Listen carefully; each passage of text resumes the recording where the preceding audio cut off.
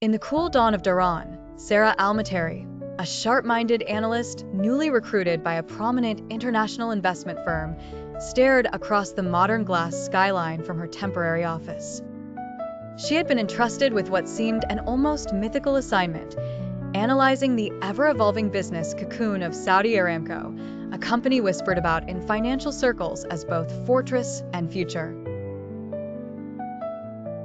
She noticed the core of Aramco's value, a company that wielded unimaginable oil reserves and unmatched extraction efficiency, yet was steadily pushing into the uncertain terrain of diversification. Her research first took her decades back. In the boardrooms and oil fields of Aramco's storied past, she could almost see the legacy engineers and wise financiers who transformed a domestic oil jewel into the backbone of Saudi economic power. Strategic decisions to control production output, sign decades-long contracts, and resist overexpansion had written the company's reputation for financial discipline. But now, in her analysis, Sarah sensed a pivotal moment. Two initiatives. Vision 2030 loomed large. This could be the breakthrough we've been waiting for.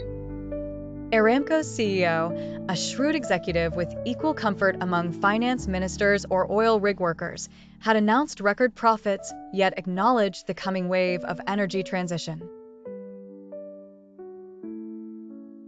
While the world was demanding renewables, Saudi Aramco remained the anchor for both kingdom and king. Sarah sketched out a SWOT analysis on her office whiteboard. The strengths were formidable: low extraction costs, government backing, and sheer scale. Weaknesses, however, appeared in the slow initial adaptation to global green energy trends and exposure to oil price volatility. Looming external threats included rising global climate policies and unpredictable geopolitical headwinds, while opportunities lay within their pivot to chemicals, refining, and green hydrogen.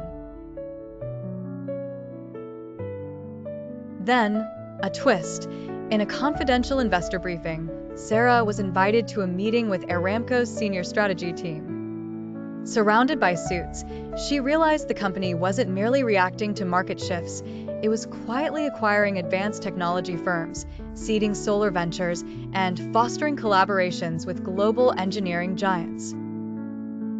The story wasn't linear transformation, but a tightly orchestrated hedging of the inevitable decline in fossil fuel dominance. Sarah's analysis evolved. She projected 3 scenarios: a status quo where oil revenues slowly dipped, a rapid climate policy world where Aramco's margins shrunk but survival was assured through chemicals, and a hybrid scenario with integrated renewables, capital market play, and expanded midstream operations. Her final recommendation struck a balance: not to bet on the demise or unyielding dominance of oil, but to understand Aramco's strategic investments as insurance policies. The company's destiny would be determined not by oil alone, but by its agility in leveraging capital, scaling new technologies, and navigating political currents.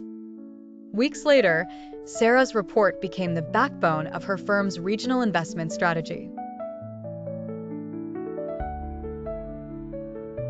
She watched as Aramco announced a major green hydrogen initiative, confirming her belief.